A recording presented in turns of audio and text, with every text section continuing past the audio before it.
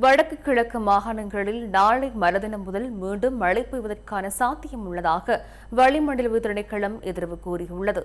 தென்கிழக்கு வங்காள விரிகுடாவின் ஆழ்கடற்பகுதிக்கு செல்லும் மீனவர்களும் கடல்சார் தொழில்களில் ஈடுபடுவோரும் எச்சரிக்கையுடன் செயற்பட வேண்டும் என திணைக்களம் அறிவுறுத்தியுள்ளது.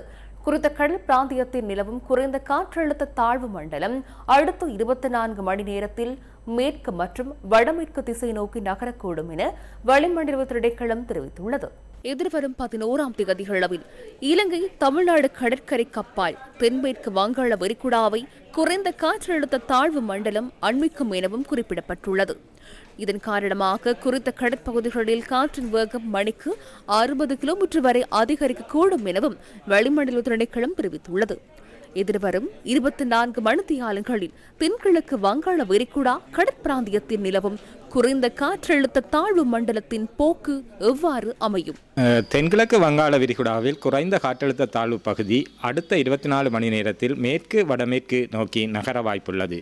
இது டிசம்பர் 11ஆம் திகதி வாக்கில் தென்மேற்கு வங்கக்கடலில் இலங்கை மற்றும் தமிழக கடற்கரையை அடையும். இதன் தாக்கத்தின் கீழ் டிசம்பர் 10ஆம் திகதி முதல் வடக்கு மற்றும் கிழக்கு மாகாணங்களில் மழையுடனான வானிலை காணப்படும். வடக்கு மற்றும் கிழக்கு மாகாணங்களில் பல தடவைகள் மழை பெய்யும். இடியுடன் கூடிய மழையின் போது தற்காலிகமாக பலத்த காற்று மற்றும் மின்னல் தாக்கங்கள் ஏற்படும். எனவே பொதுமக்கள் இடிமின்னல் தாக்கங்களிலிருந்து ஏற்படும் இழப்புகளை குறைப்பதற்கான முன்னேற்பாட்டு நடவடிக்கைகளை மேற்கொள்ளுமாறு அறிவுறுத்தப்படுகிறார்கள்.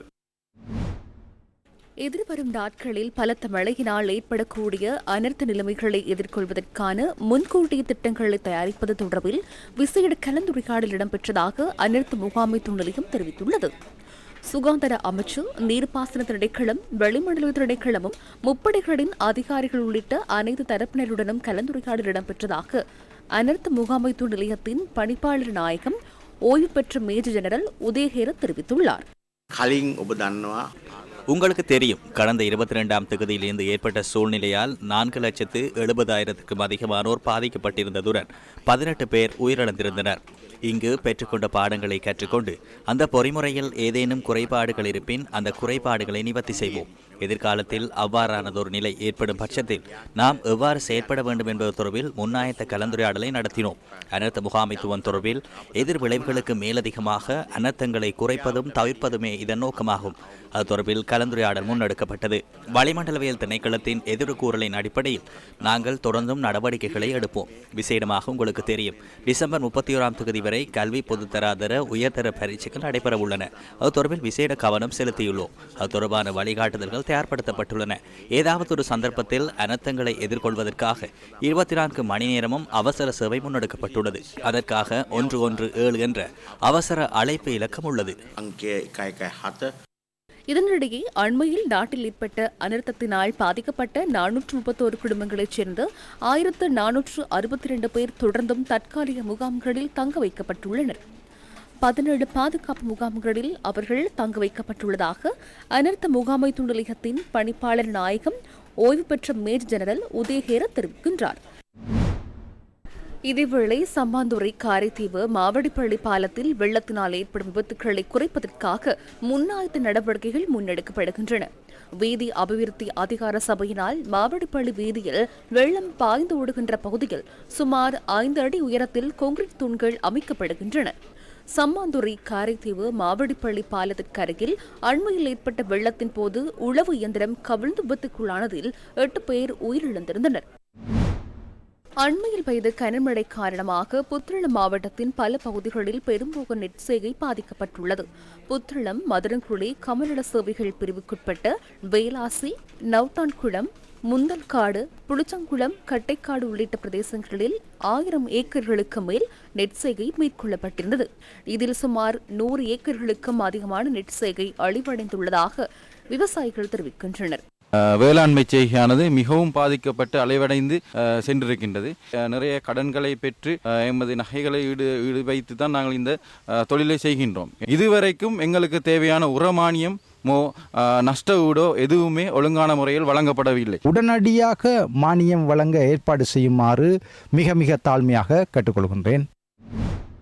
வெள்ளத்தினால் விவசாய செய்கைக்கு ஏற்பட்டுள்ள பாதிப்புகள் தொடர்பாக கமக்கார அமைப்புகளின் மாவட்ட அதிகார சபையின் உறுப்பினர்கள் மட்டக்களப்பில் ஊடக சந்திப்பொன்றை இன்று ஏற்பாடு செய்திருந்தனர். எமது மாவட்டத்தில் கிட்டத்தட்ட பெரும்போகம் 2 லட்சம் ஏக்கர்கள் பயிர் பண்ணப்பட்டு வந்தது. கிட்டத்தட்ட 1,50,000 ஏக்கர் நீரில் முற்றாக மூழ்கிய நிலையில் காணப்பட்டு தற்போது 1,25,000 ஏக்கர் நஷ்டம் அடைந்துள்ளதாக தகவல்கள் நமக்கு கிடைத்துள்ளன. அது தவிர பல வயல் நிலங்கள் மணலால் பார்க்கப்பட்டு இனி ஒரு காலத்தில் செய்கை பண்ணப்பட முடியாத நிலைமையில் காணப்படுகின்றது. கிட்டத்தட்ட 90 இருந்து 1 லட்சம் ரூபாய் ஒரு ஏக்கருக்காக எமது விவசாயிகள் செலவழித்துள்ளார்கள். இவ்வாறான நிலைமையில் பல குளங்களில் பாரிய சேதம் ஏற்பட்டுள்ளது. எமது விவசாயிகளின் எதிர்கால வாழ்வாதாரத்தை கருத்தில் கொண்டு உரிய வகையில் எமது விவசாயிகளுக்கு நஷ்டஈட்டினை வழங்க வேண்டும் என மாவட்ட விவசாயிகள் சார்பாக தயவாக கேட்டுக்கொள்கிறோம்.